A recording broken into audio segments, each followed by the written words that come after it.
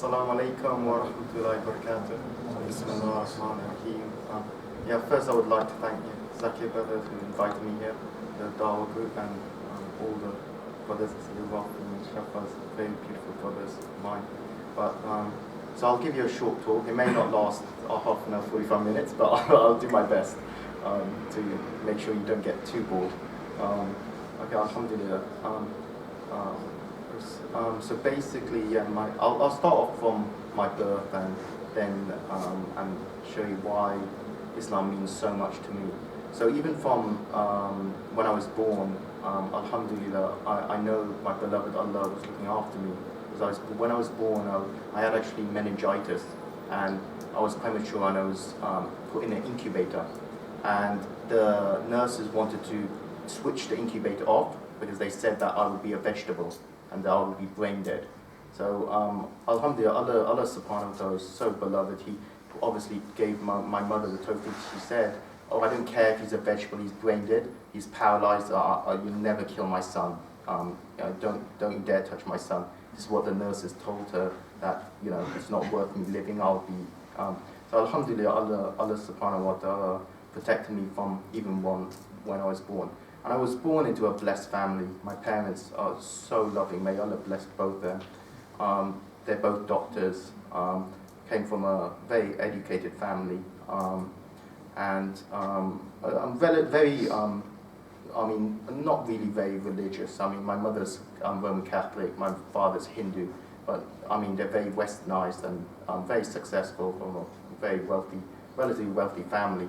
And I guess I went to relatively prestigious rugby school. It's one of the best schools in the world, actually. A boarding school with a lot of prominent individuals. And I went through school. Was successful, and I got did well at studies. I got A level, 3 A's. I went to the London School of Economics. Alhamdulillah.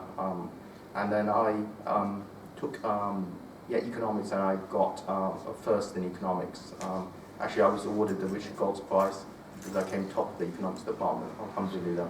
So Allah, to be honest, I can't thank my beloved Allah more, because Allah really gave me such a beautiful life, just a perfect life you couldn't imagine. Everything which I ever desired, Allah gave to me on a silver spoon. My parents were so generous and kind to everyone. People would come up to my mother and ask her, the cleaners would say, I'm short of money. My mum would just write a check to give her £5,000 and just go, don't tell my husband, and just go. And she was so kind, and both my parents were so loving, and that's how they treated us. And I had such a lovely childhood, and I did well at school. And from there, also, in addition to my studies, funny enough, in my youth anyway, I was quite very beautiful. So in my youth anyway, and I was scouted to do modelling. So during my studies, alhamdulillah, I became relatively famous. I did modelling across actually in the US and in the UK. I was on TV, national campaign back in 2003, a long time ago. But I was signing autographs. I was attending a lot of fashion events and lot of launch parties and magazines, newspapers. And I remember even back then, I thought, this is a very superficial life, even when I was signing autographs. And it was like an A-list celebrity lifestyle. And it's incredible. And I remember I was thinking, why are people so obsessed in being a celebrity or wanting to modeling or be on TV? Because I thought this is rather superficial. And maybe back then I didn't realize that my beloved Allah subhanahu wa ta'ala put in my heart to protect me from this. Because I think that I thought, maybe because I'm educated, I thought, okay, this wouldn't be fulfilling my potential to go into acting, because I had offers to go maybe to go to Hollywood and things like that. And I thought back then, okay, maybe it was because maybe I would be wasting my skill set, what's the point of doing something like this? So but then I know from looking back at my life, I think it was Allah subhanahu wa ta'ala put it inside my heart that, He showed me a lot of things in life which is insignificant. It's totally insignificant. And people are so obsessed about this. And it's very, very sad how the youths today, or everyone, even in that industry, in the fashion industry, in the modeling industry, or TV, people are obsessed and they get drawn into this lifestyle, which is is totally meaningless. So anyway, alhamdulillah, I decided, okay, I continued my studies. At the same time, I was still studying. I graduated from the LSE and I went to Cambridge University, and I did a master's in finance from Cambridge. And then alhamdulillah, so I was doing very well in studies, and I decided, okay, leave this superficial life, and I joined an investment bank. So I was working in very, very competitive industry, very lucrative as well, on the trading floor. So I was working at Deutsche Bank in finance, trading billions, trillions of dollars, advising hedge funds across the world, staying in like €1,000 a night hotels, spending these dinners, going to dinners which cost like £3,000 for dinner. It's a frivolous waste of wealth, and I thought, I found no enjoyment in a lot of this. The only thing I liked working, because I was actually good at it, it's something which I studied, economics, and I was using my intellect. I enjoyed like advising funds, but it wasn't. It's difficult to explain, but I had a longingness, an emptiness in my heart, that there must be something more, because I saw people making, some friend making millions and millions of dollars every year, and they're happy about buying Ferraris and big mansions in Hamptons or New York and things like this, and this wasn't very fulfilling to me. I thought, what's the point of doing this? And just, there was something missing in my heart. So I started reading a lot during that time about religions, and I was reading a lot of like different scriptures, like Buddhism, Hinduism. I visited a lot of religious sites, and I was meditating a lot. I was, on a superficial level. I learned a bit about Islam, and I had some school friends, but I didn't know too much about it. And I think that during this time when I was working, my brother was ill anyway. I had a twin brother who I was very close with growing up, and he had some psychological problems, and he had anorexia. So throughout my working life, I was supporting him emotionally, financially. But then around this time also, my mother got Alzheimer's and started getting worse and worse. She forgot who I am, and this was really, really depressing for me. It was really, really emotionally very, very difficult times. And I remember, actually, I was in Dubai. I traveled a lot in my work and just for pleasure, and I was in Dubai. And I read the Quran, and I remember reading a surah, and it says, and Allah found you lost and He guided you. And I remember also listening to the azan, and I cried. I was so emotional by certain things. It was so beautiful. I remember before Maghrib, and it was like so beautiful. I can't put into words how I felt. And I knew that there's some peace here. There's some peace in the mosque, in the Quran. There's so much love here. And it was something missing in my heart which I was looking for.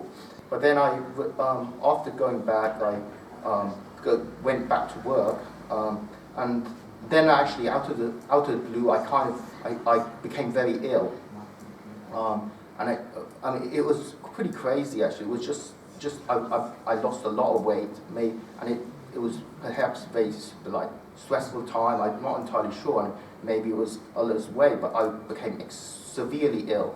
And I had to leave my job, and I became under 40 kg. I was hospitalized for months, and it was very, very difficult time.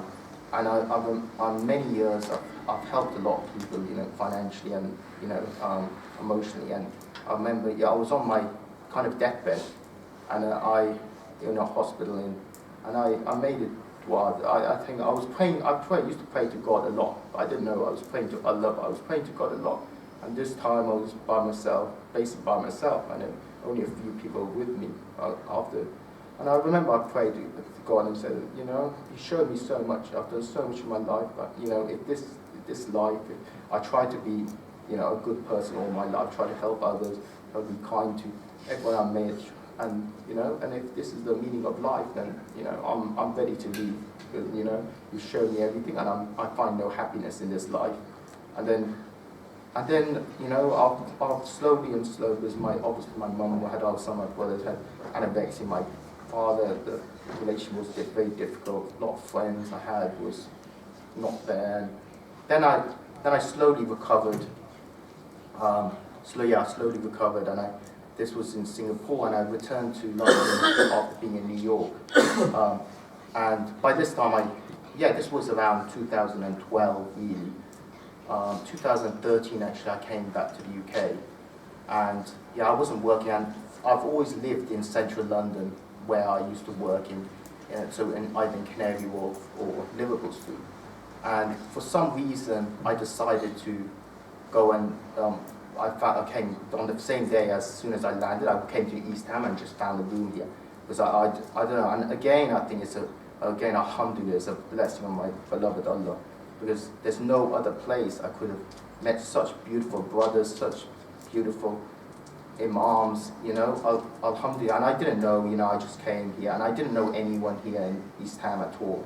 And I was just, I guess I was, one day I just had a feel, you know, just thinking about things, and then I was speaking to another, actually I was picking up some medical prescription, because I was still poorly, quite ill. I was very underweight, you know, not very thin.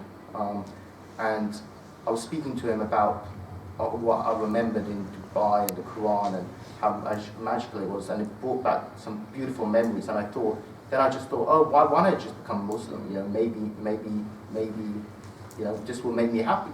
So now I went into local masjid, and I met some beautiful Imam, Maulana Abdul Wahab, really beautiful person.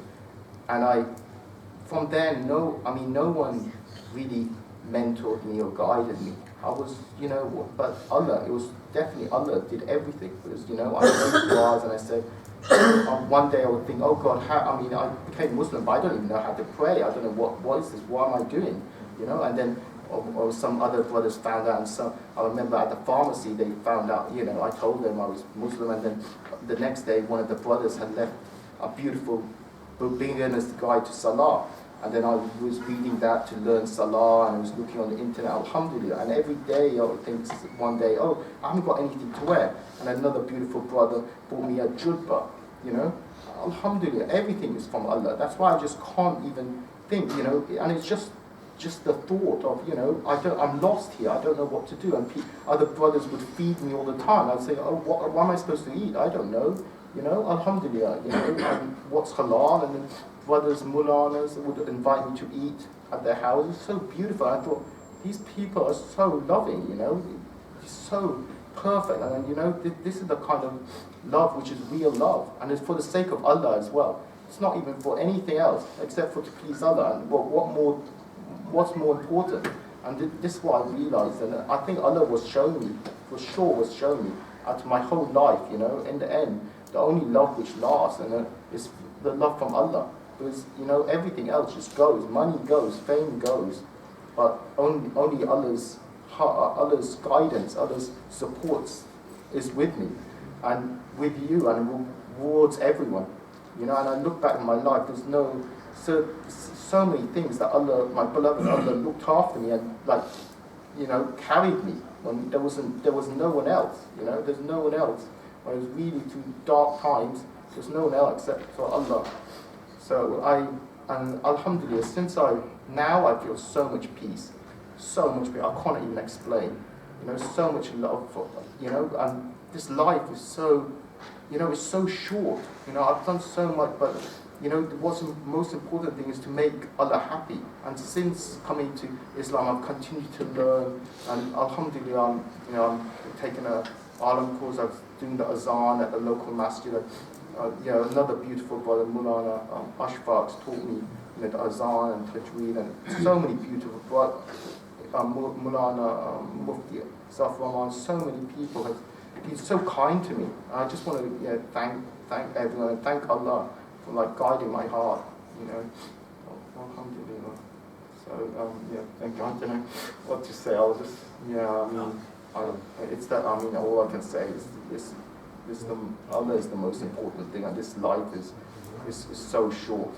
You know, it's so short, but I've experienced everything. You know, success in the dunya, and the thing which makes me happy is just pleasing Allah, and I feel just at home in a masjid.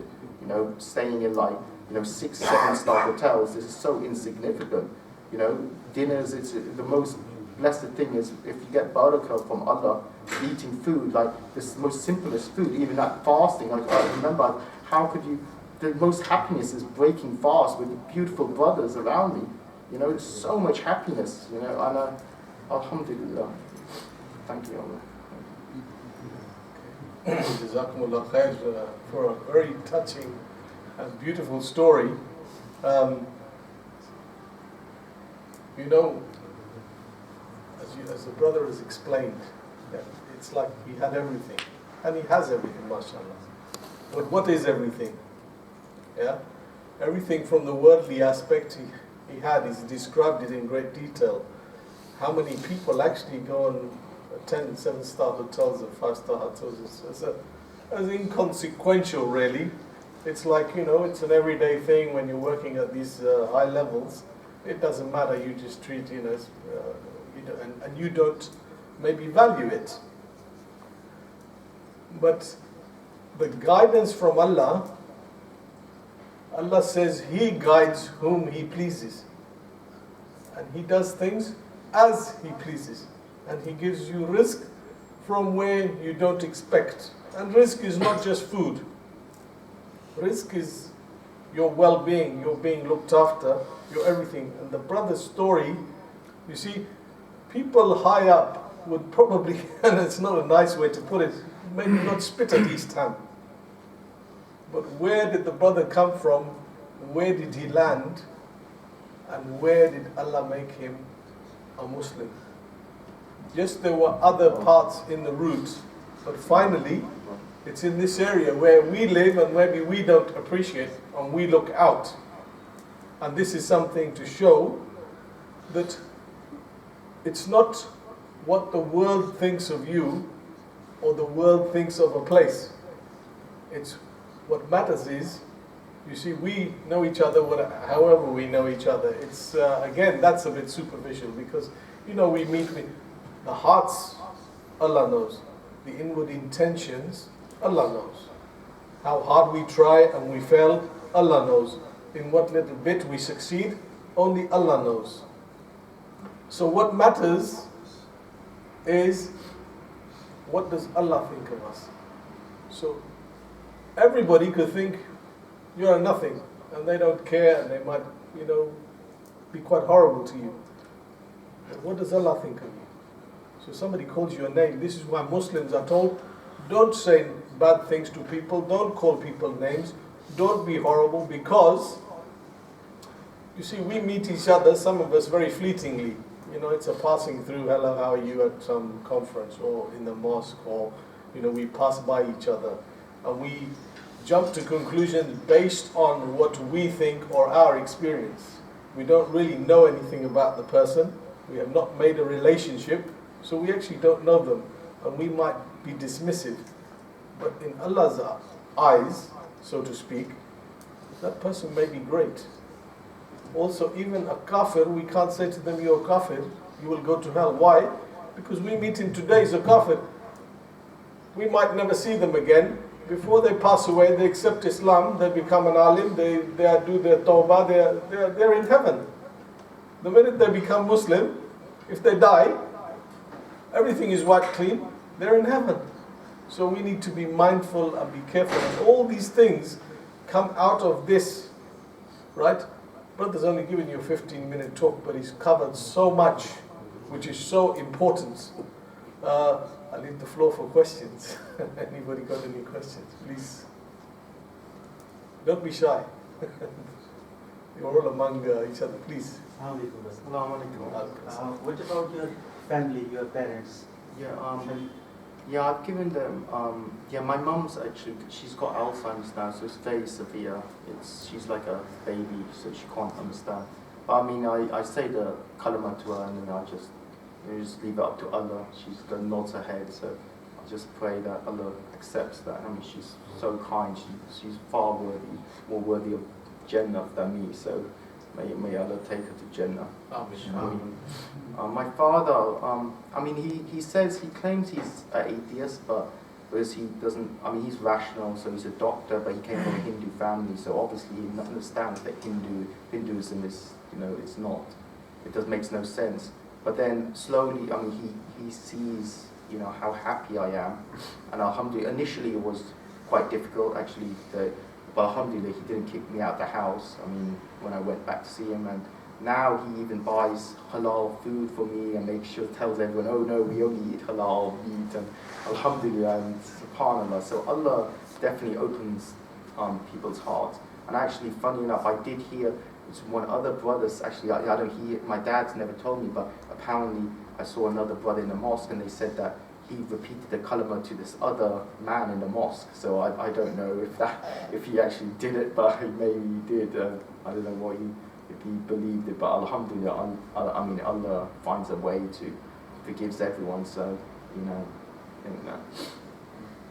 Well, Yasir, can you please explain how hard it was because of lack of any Muslim community help for Revert? Oh yeah, I think that's another thing that was very, very difficult for me, because there was nothing. I mean, when I used to go to the mosque, then obviously the local language, I don't understand any Urdu or any Indian language, and I think this is a very, very difficult thing because Reverts don't get any support whatsoever, and it was only actually just these beautiful brothers like Rafi brother I met when I first became a Muslim, and Mulana Abdul Wahab and a few other brothers, Mullah Ashfaq, but otherwise there's nothing. There's only individuals who actually are so loving and supportive, and it was actually Allah's will that He put me in a place where there are loving brothers, but there is nothing for Reverts, and I think that's a lot of problems. I was speaking, a lot of Reverts who become Muslim, they're just left to their own device, and they just go back to non-practicing, and even go back to turn back to Christianity or Hinduism. Now I hear many stories actually. I think that Mufti was telling me that, and I think it was only Allah's will that Allah kept me with beautiful brothers, because there is no support system. And I think that the reason why I felt so hope was they emotionally accepted me. A lot of these beautiful brothers, as individuals, they helped me, not know any support system. I think there should be a bigger support system, especially just making people feel welcome. I mean, even the mosque, and inviting them to eat, simple things that we take for granted as Muslims. It's very, very difficult. Even like doing salah. I mean, I don't know. Maybe it's difficult, but I mean to remember. But imagine how strange. I mean, to go into a place where people have big beards, and you don't even know how to pray salah, and then people are telling you off, if you step in a wrong foot in the wrong way, it's so difficult, and then a lot of Reverts are scared of even speaking to anyone or doing anything, and don't even know how to do wuzu, and so I think that definitely we have to do more to make sure that Reverts stay strong in the deen, because that's what we're going to be questioned on, not whether we convert a Muslim superficially, but if we supported them. So, any other questions? See, this is a very important matter. This is something we're pursuing, Brother Zakir in particular. There's a Dawah group here.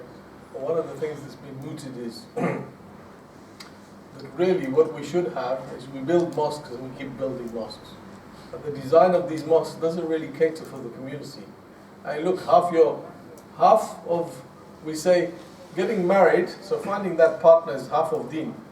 Then that half of that deen is left to the house and never allowed to come to the mosque. Right? And we, those of us that come to mosque, learn Islam bit by bit because the things are repeated. So something, alhamdulillah, by the grace of Allah settles in. We then expect to go home and actually order the wife and the children without understanding, without being able to explain this, for them to just carry it out without any reference to the mosque, to the community, to what the role of a Muslim in the community is. So that's half of your deen, and your wife is supposed to bring up your children. And so if she needs education in Islam, same as we need education in Islam.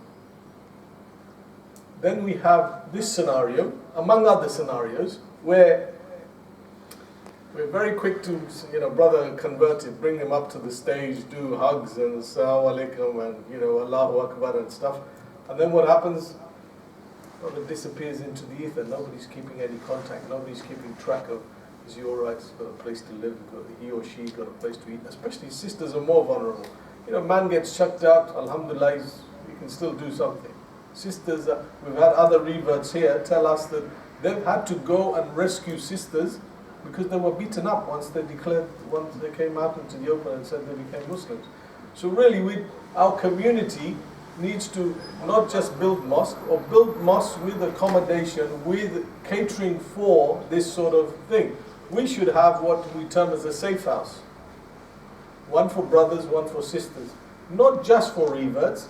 There are people who have other problems with family, maybe they're alone, they need looking after. So this is, if you like, the essence of deen, the rights of people on us, which we just ignore. We think, come and do your prayers, alhamdulillah, we did everything, we'll be fine. No, we will be questioned. Because we've all listened to this hadith where Allah subhanahu wa ta'ala says to somebody in the akhirah, I was sick and you didn't visit me. And he said, yeah, but you are the Lord of the world, how can you be sick and I didn't visit you? He said, no, one of my people was sick and you didn't visit them. So the equivalence of visiting someone who is sick is visiting Allah and asking, in a way, asking for welfare.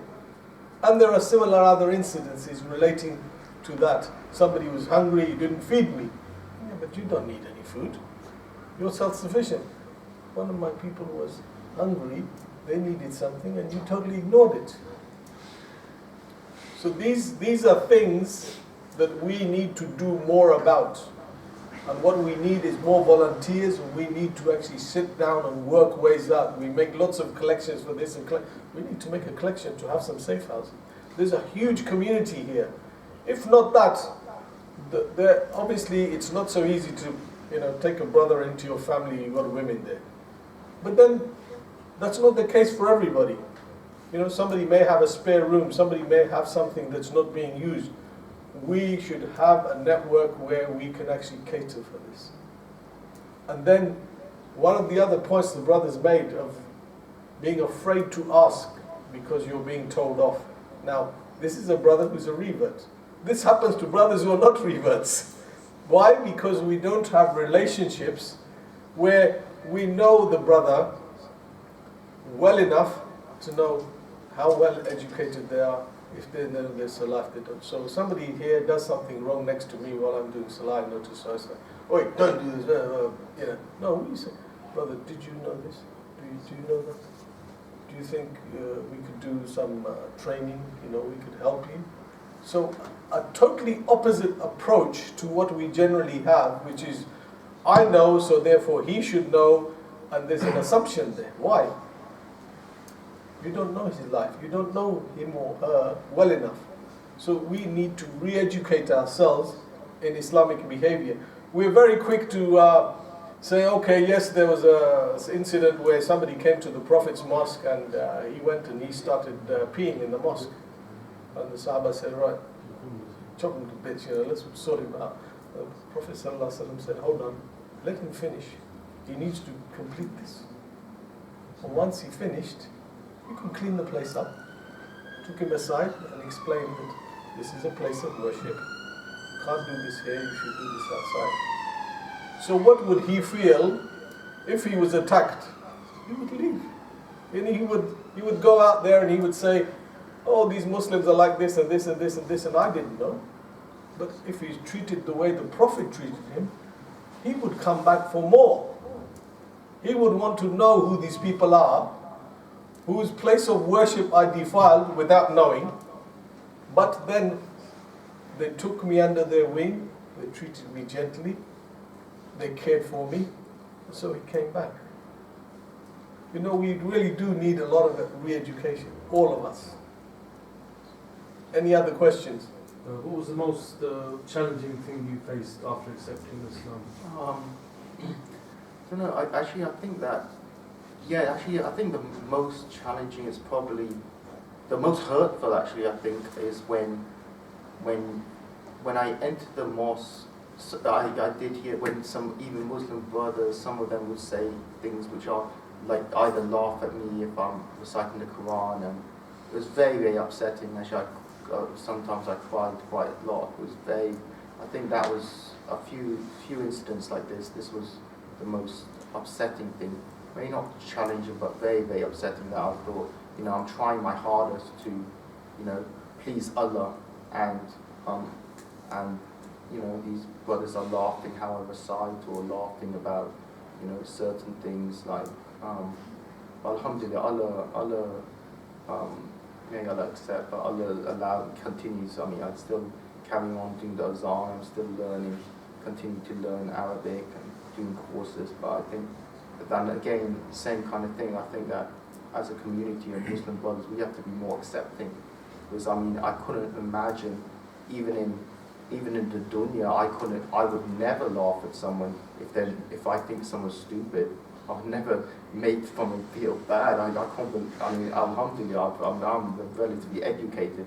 I remember I would never try to make someone feel like, and just because people don't know who I am, my background, and then they start laughing when I'm reciting the Quran, I think this is sometimes, and I think it's the lack of knowledge or lack of, I don't know what it is, but again, I think that we have to be more, sympathetic to people who's, trying their hardest, and we don't even know what people are going through and the struggles they're going through in order to just do the simple things, Any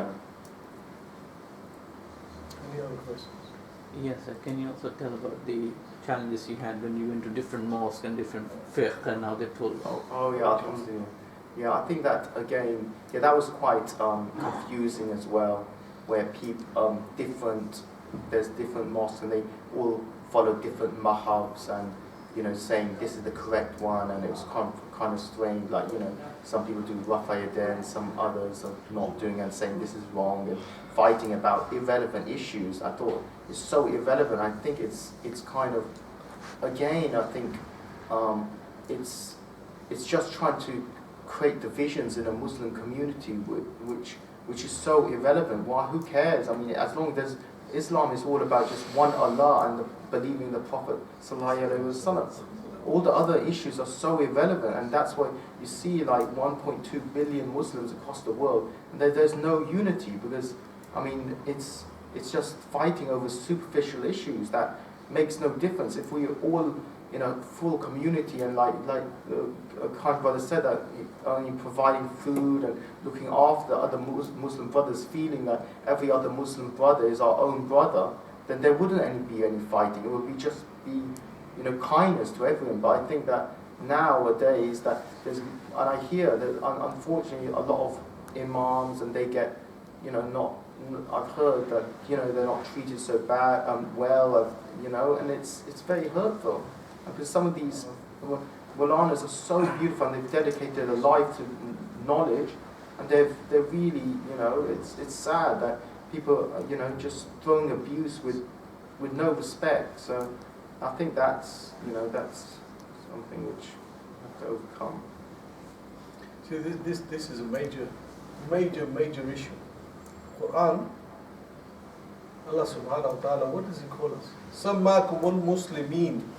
Okay, it doesn't call you Hanafi, Shafi'i, this, I'm a Salafi, I follow the Saudis, I follow the Pakistanis, I follow the Iranians. No, it says, you are Muslims. That's it, full stop. There wasn't any other bits attached to this.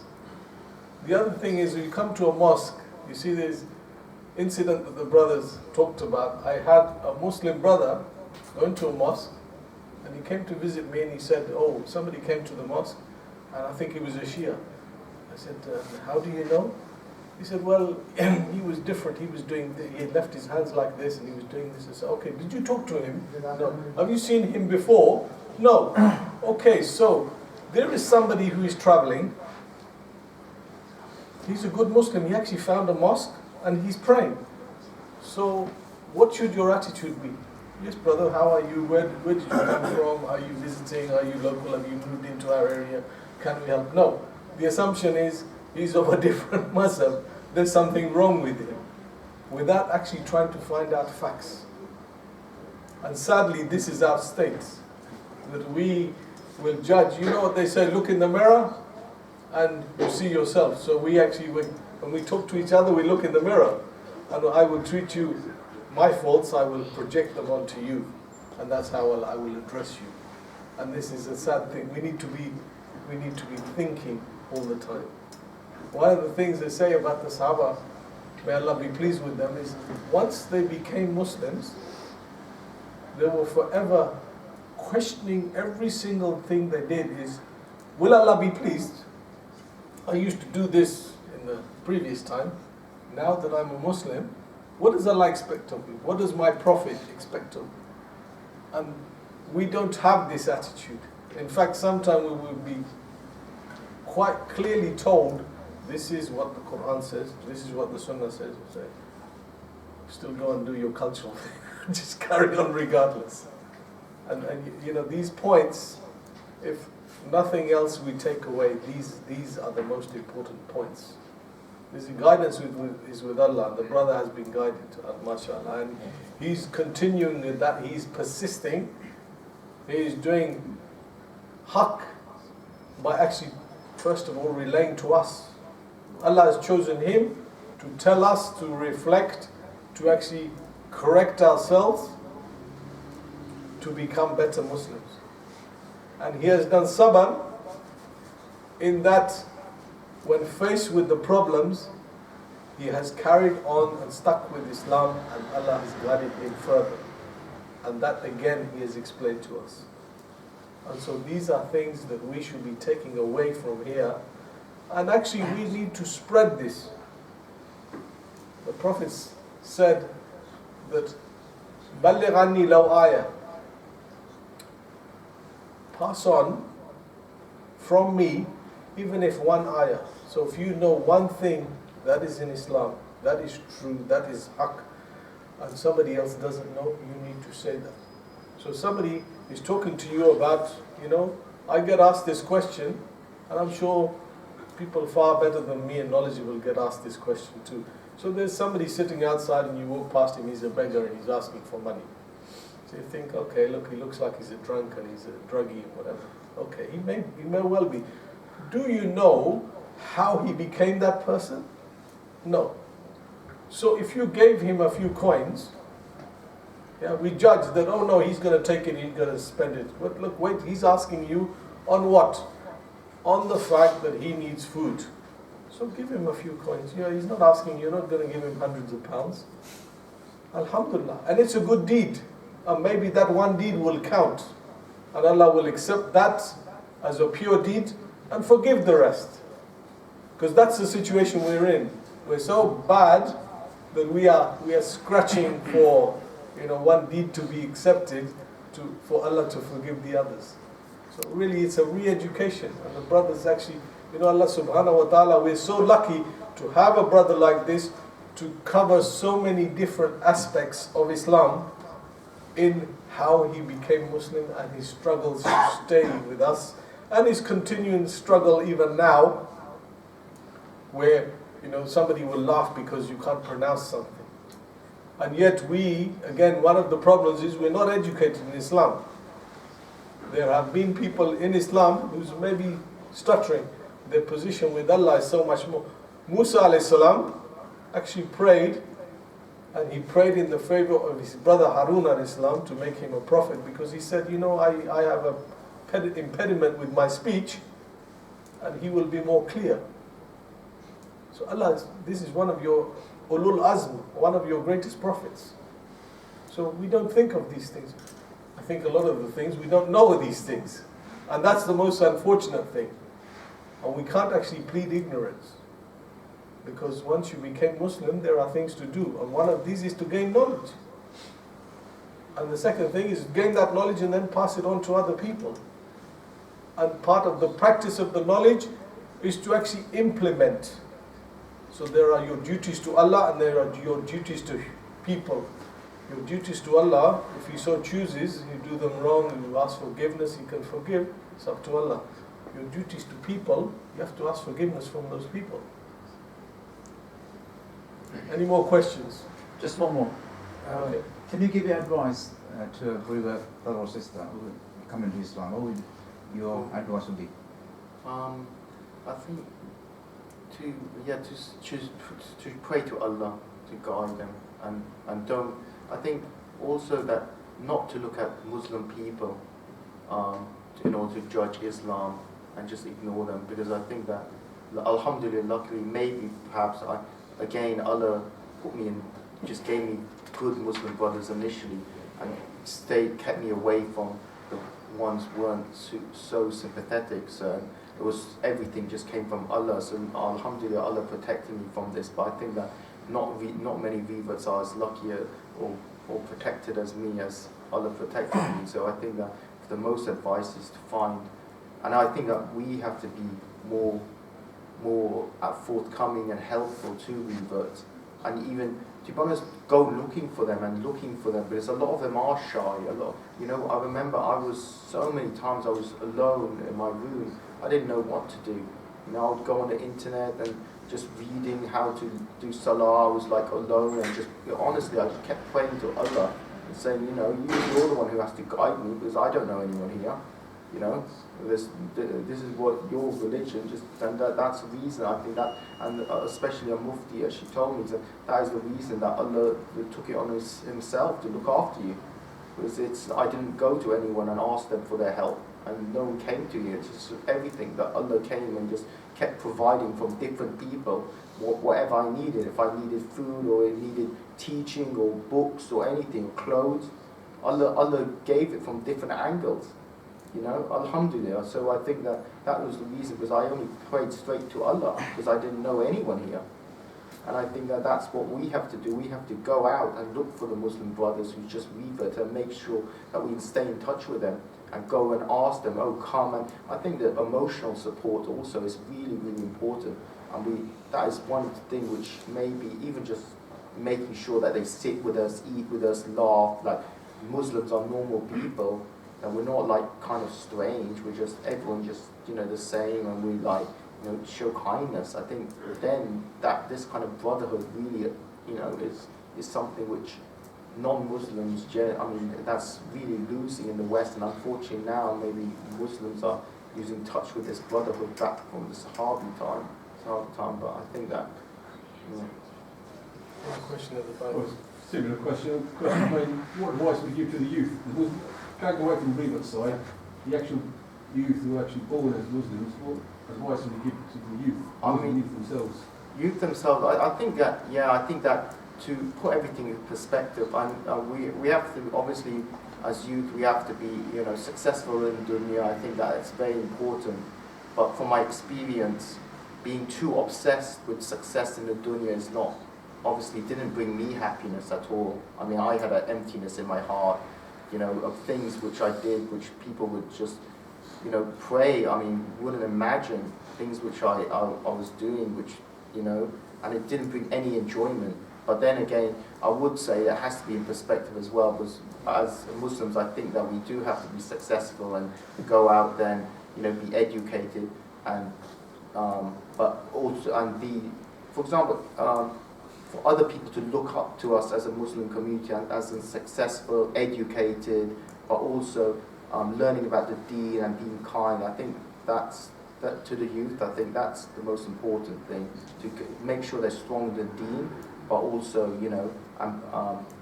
be hardworking as well in the real world as well. So you can't, there has to be a balance. There can't be, just sitting in a mosque all the time and praying, but I think that you can't be just, neglect Islam either, because I think that, unfortunately, the youth are, one end are going out and just like chasing after money and dunya and just leaving Islam totally, and then there's some, obviously some are either, maybe do become Hafiz, but they don't work to spread it, or work, try to, maybe just do it just because of their parents put them into learning, becoming a Hafiz just to say I'm a Hafiz, but then they don't really, acquire more knowledge and try to spread it. And there's a lot of brothers here which are doing such a great job at this masjid. Honestly, this masjid has been wonderful because you're doing so much for Reverts and trying to spread the knowledge to other people. I mean, I don't think says our other masjids which isn't so forthcoming with, you know. Anybody else? Sorry, I'm late. What attracted you towards Islam? What's the basic things? To be honest, I don't know. To be honest, I think that after converting, I think really was when I reverted. I didn't really know much about Islam. That's what I think that I became. There was a lot of things in my life which I went through very difficult times, and I think that I just thought, you know, why don't I become Muslim? Maybe it will make me happy. And I just remember some spiritual, emotional experience I've had, listening to the azan and traveling in the Middle East. But after Islam, after converting and learning more, you know, the most beautiful thing is it's just being in the masjid, doing salah. I love it so much because you have a direct connection with Allah, and you know, it's truly a blessing from Allah. You know, so much peace in my heart that you can't get from anywhere else. So I think, and then also obviously the brotherhood between Muslim brothers. So when people do things just for the sake of Allah, you can tell it with their nur and their face. All they don't want anything except to please Allah, and that's why they're. If it's sometimes in the world, like in the dunya, then people obviously do things because you're at certain high level and be nice to you because, you know, I can help them get a job or do something. And here it's no one knew anything about me, no one knew anything about my background. That all they knew is just for the sake of Allah to be you know, lovely people, and I think that's very, very important, and that's. So you have direct connection with your Creator now? Sorry? You have direct connection with your Creator now? Sure, yeah. Yeah, one, the only one? Yeah, alhamdulillah, alhamdulillah.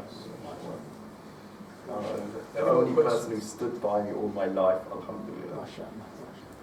Any more questions?